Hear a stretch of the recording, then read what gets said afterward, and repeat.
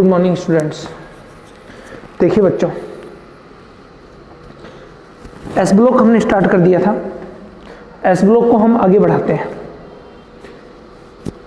S block की elementary knowledge हमने कल आपको दे दी थी।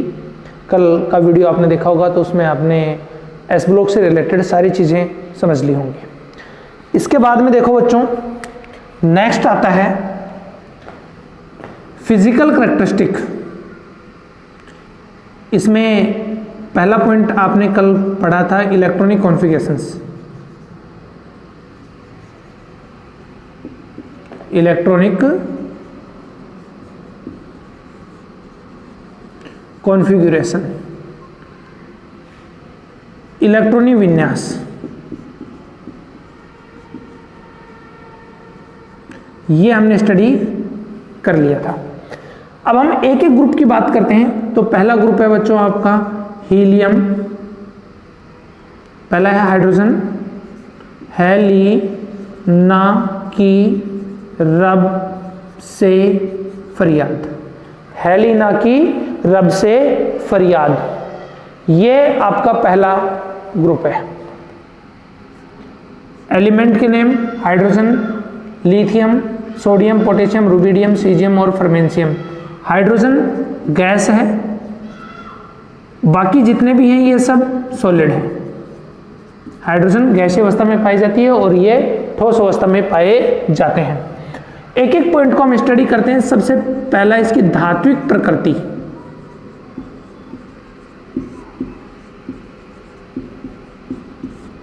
धात्विक प्रकृति, धात्विक प्रकृति मेटेलिक नेचर,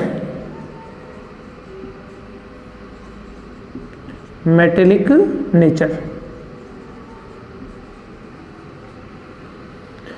देखो बच्चों, इलेक्ट्रॉन रिलीज करने की capacity up and down increase होती है, तो इनकी मेटेलिक नेचर भी अप एंड डाउन इंक्रीज होती है, क्योंकि हमें पता है कि साइज जितना ज़्यादा लार्ज होगा इलेक्ट्रॉन उतना ही इजीली वो डोनेट करेगा। जो इलेक्ट्रॉन जितना इजीली डोनेट करेगा उसकी मेटेलिक नेचर उतनी ही ज़्यादा होगी।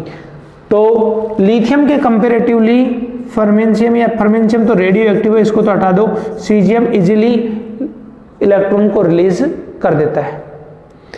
इसके बाद में बी पॉइंट आता है इसका reducing nature.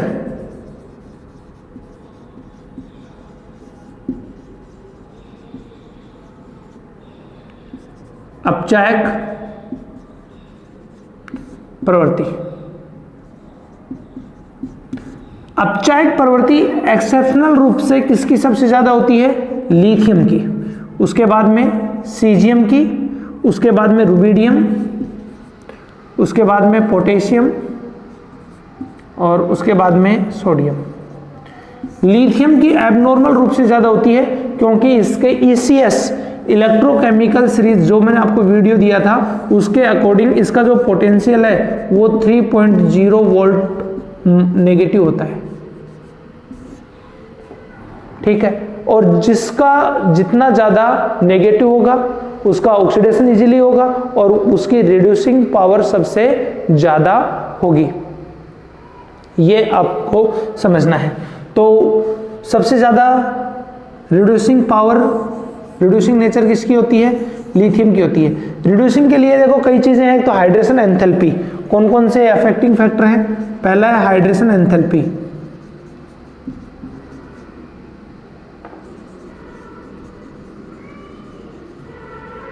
Hydration enthalpy, size जितना स्मॉल होगा हाइड्रेशन एंथैल्पी उतनी ही ज़्यादा होगी।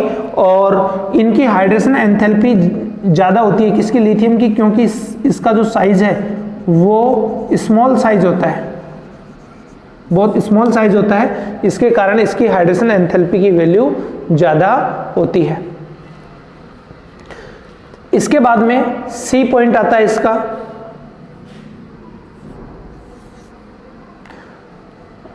Boiling point, melting point. तो बच्चों boiling point, melting point up and down जाते जाएंगे। तो जैसे जैसे साइज होगा डेंसिटी डिक्रीज होगी इसकी, और बॉइलिंग और मेल्टिंग पॉइंट डिक्रीज होते चले जाएंगे, सॉफ्ट होती चली जाएगी मेटल। इसी वजह से लिथियम देखो हार्ड है, पोटेशियम को हम चाकू से काट सकते हैं। पोटेशियम को चाकू से काट सकते हैं। इसके बाद में नेक्स्ट पॉइंट आता है इसकी केमिकल प्रॉपर्टी। डस्टर कहाँ गया?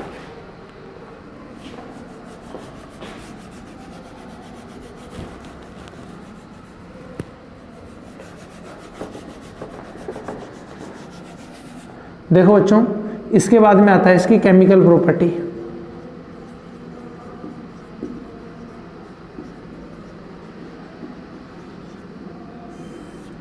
केमिकल प्रॉपर्टी में रिएक्टिविटी,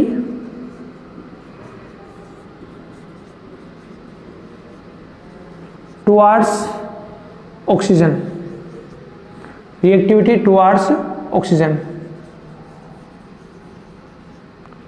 ऑक्सीजन के प्रति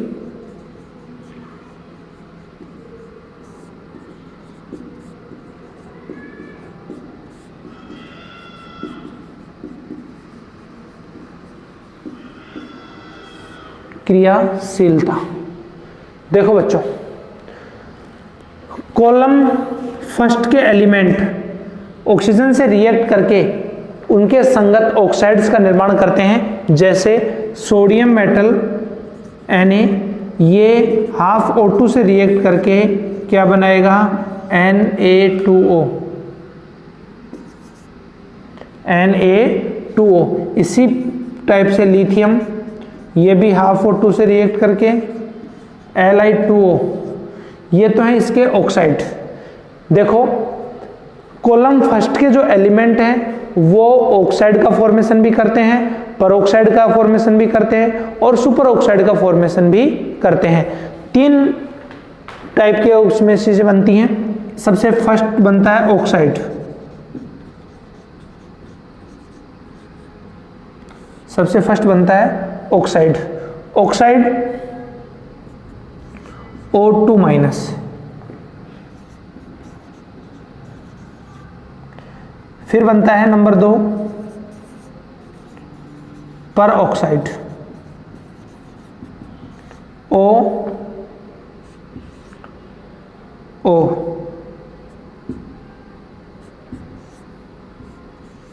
ये पर ऑक्साइड है। और थर्ड बनता है सुपर ऑक्साइड,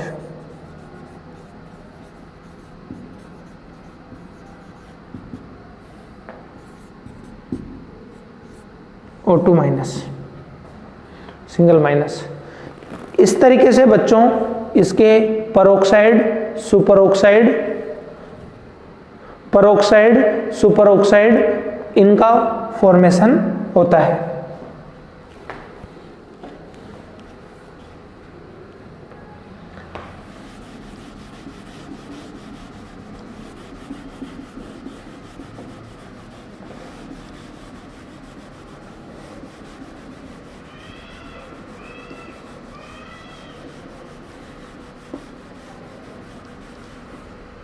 देखो, सोडियम O2 से रिएक्ट करके NaOONA, इसको बोलते हैं sodium peroxide. Sodium peroxide, sodium peroxide. तो इस तरीके से सोडियम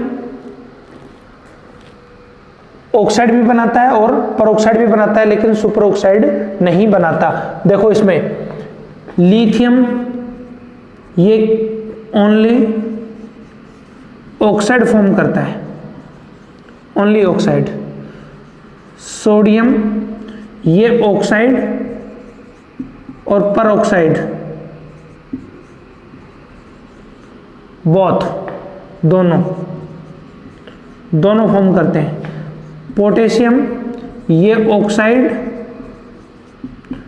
परऑक्साइड और सुपर ऑक्साइड।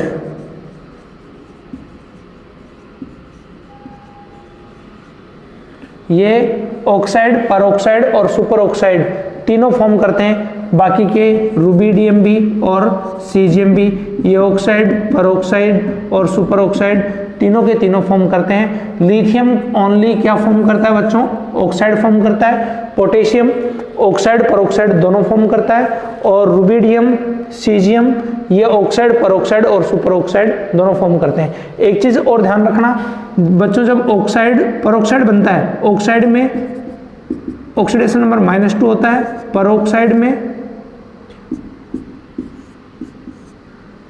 प्रत्येक ऑक्सीजन का -1 होता है, और सुपर ऑक्साइड जैसे K2O तो इसमें K का ऑक्सीडेशन नंबर +½ है,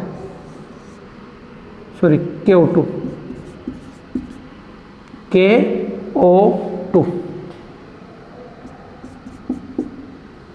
तो इसके अंदर कितना हो जाता है? +½ हो जाता है पोटेशियम का। करके देख लो, निकल जाएगा। तो इस तरीके से ये बच्चों परऑक्साइड, सुपर ऑक्साइड और परऑक्साइड, सुपर ऑक्साइड इनका फॉर्मेशन करते हैं। इसके बाद में नेक्स्ट पॉइंट आता है इसका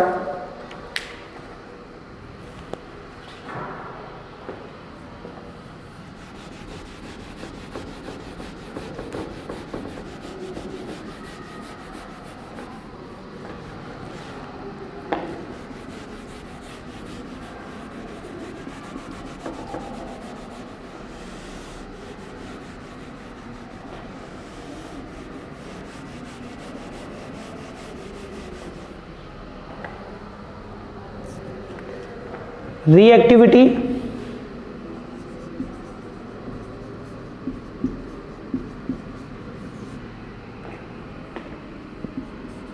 टुवर्ड वाटर,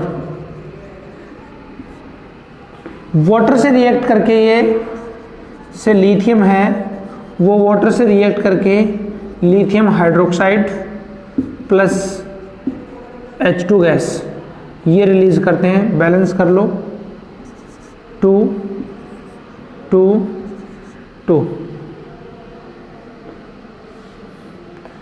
इसी प्रकार से पोटेशियम, सोडियम, ये बेटा यहाँ पे क्वेश्चन जरूर इंपॉर्टेंट आता है, H2O NaOH plus H2 gas.